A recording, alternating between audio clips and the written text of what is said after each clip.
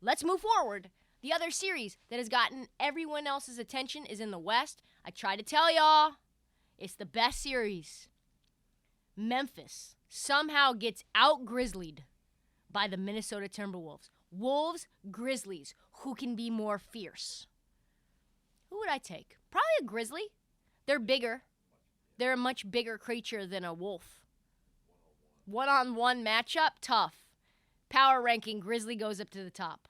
More than a Sun. I don't know. When you get too close to a Sun, they burn the shit out of you, though. The Sun is supreme. And by the way, a Buck gets hit by car all the time. Like, that's a... Anyway. Who would have thought that there was a... Exactly. What is a net? Like, what is this little fucking net on a rim? What is this flimsy ass? What is this flute? Jazz. Anyway. Who would have thought there was a tougher, deeper team than the Memphis Grizzlies? Not me. For those who haven't been properly introduced, allow me to introduce you to not your daddies or your uncles, Minnesota Timberwolves. They are young, they are owned by A-Rod, they are hungry, and they have Michael Jordan on the team. Apparently. To the shock of everyone, they are hard as coffin nails. I said this series was going to be my favorite, and Game 1 was not a disappointment, but it was a surprise.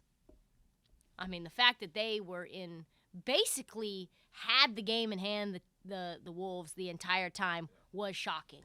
I, for one, did not see Kitty Cat coming out like a junkyard dog, abusing Jaren Jackson, but also abusing, more importantly, Steven Adams, the toughest guy in the NBA that people say is like, that could win a strongman competition.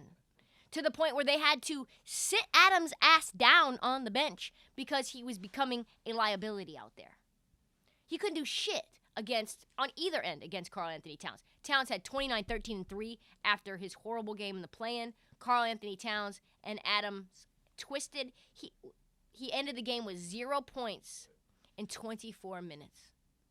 Jaren Jackson managed 12 points in the other 24. I would call that not a particularly effective performance from the front court of Memphis. Also, I don't think anybody saw how much Ja was going to get into the paint. In a playoff game, he went bananas. This game was about them, Ja and Ant. Ja, of course, held up his end of the bargain. 32, 4, and 8. And in the first half, 19 in the first half. Ant, though. Ant stole the show. And let me tell you, I've never seen Ja get upstaged by someone. Ant was everywhere, like the Ant-Man. Him and the Wasp just doing things. Especially in the second half. 36, 2 and 6, and only 2 turnovers. I'm pretty convinced. Now. Ant Edwards, who has grown 3 inches since his rookie year. He's now 6'5", 6'6". He was 6'3" when he got into the league. I am convinced now that he might be Michael Jordan. He was unstoppable. I don't know how you guard that. He's like a thicker football version, like a 2022 Michael Jordan. I saw him hit shots after the other, clutch shot, big bucket, off the dribble, Euro stepping, pull-ups, putbacks, catch and shoots, weight shifts, huge threes, growls, just wanted it every step of the way. We came for Ja, and our jaws were on the floor for Ant Edwards. He is the 3rd youngest player to score 35 in a playoff game, and it was his first ever playoff game. He told the world, just wait till you see me in the playoffs. I'm going to be something else, and he is something else. I think he's unguardable. He's just so big. He's just thick and big and strong. I think he's going to win an MVP or 2. I am so in on the Ant train. Mostly also because of his personality. He said this after the game. I think it's very important to play at my best because they hide me during the regular season. There's no national TV games for us. So people don't really get to see me play. Unless I have an enormous game where I score 40-something or I hit a game-winning shot or I have a huge dunk and they see it all on Twitter. I feel like games like this, I have to take advantage because it's the only time I get to be on TV.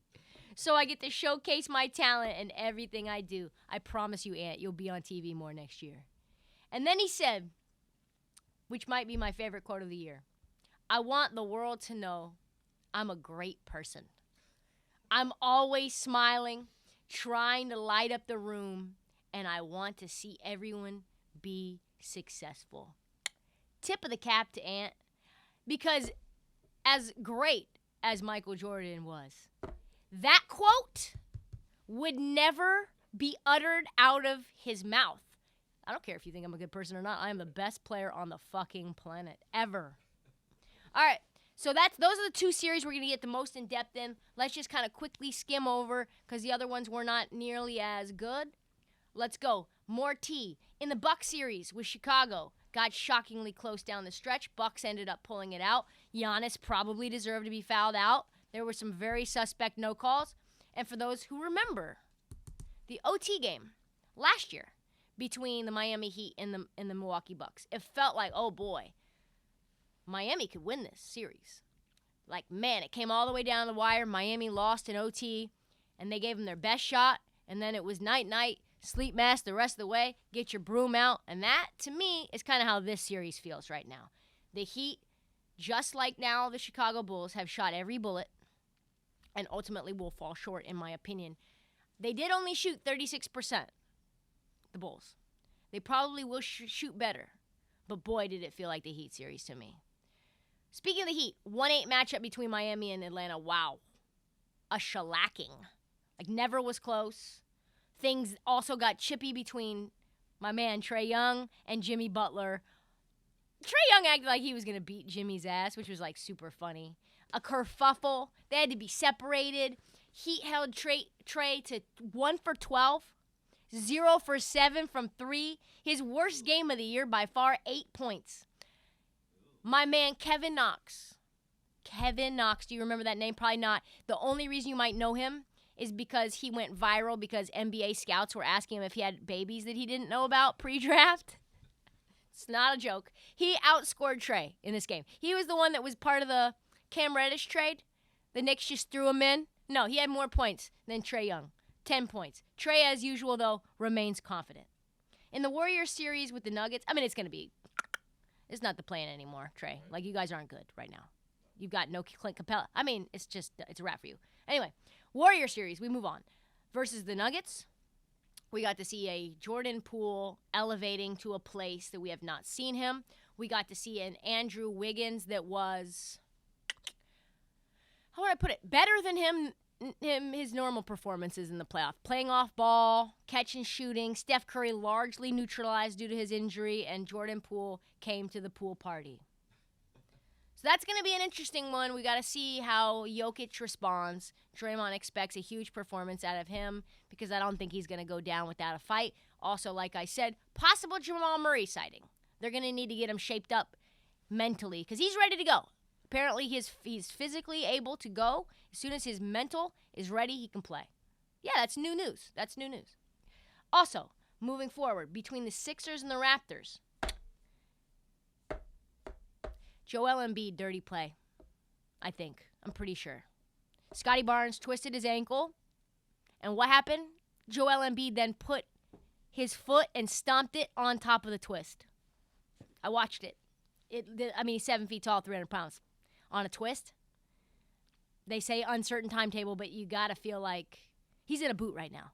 Boot life. It's not good. Gary Trent also sick tonight.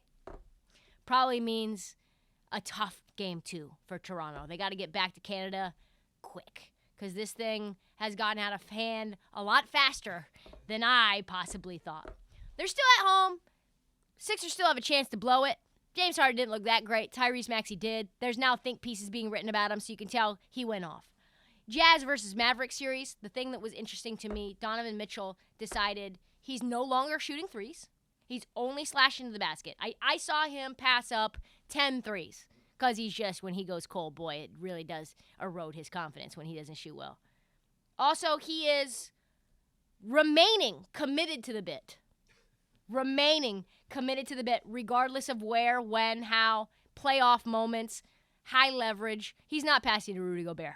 One pass to Rudy Gobert in 37 passes that he had that game. So fuck Rudy Gobert. Operation Fuck Rudy Gobert is still fully in effect. He even said some very shady things about him when they asked him about DPOY. Let me find that really fast for you. They asked him, hey, what do you think about him being a finalist for Defensive Player of the Year? He goes, this is something he's been doing since I got here. Nice little comment. He's a guy that protects the rim. Great defensively. I think he's going to win it. I think we all believe that. I think he believes that. I think that's the biggest thing is he's showing it. Like last game, I think he was the epitome of who he is. What did he have? Like 1, 2 shots last game? You don't pass him the ball.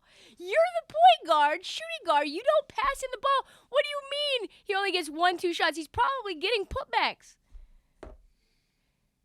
Oh, my God. He was one of the most impactful players in the game for us defensively. Oh, my God. Remaining committed to the bit. It's going to be a very interesting series. Luka's going to need to come back. And Jalen Brunson, my Lord. If you're not watching his footwork, if you're not watching him get to the rim, spin around on his pivot foot, make plays to Reggie Bullock in the corner, like Maxi Kleber hitting, that game was low-key very good. And what does it say that it's a great game when the top 7 player in the NBA is not in it, and it comes down to the wire? It says the Jazz aren't that good. That's what it says to me. Suns made light work of the Pels, but man, was Chris Paul everything that we want from him. He said, the craziest thing, he said at halftime he ran into Jamal Crawford, who was just there at the game. He's retired now, by the way, Jay Crossover. He's retired, sad. And Jamal said, shoot the ball, Chris. What are you doing? Like, you're playmaking, you're defending, but, can you just shoot the ball? Fourth quarter, he has how many points? 17 points in the fourth quarter. He hit the first 15 points of that quarter. Pep talk. That little pep talk did him well. And I think it also shows how impactful he can be everywhere when he wants to be.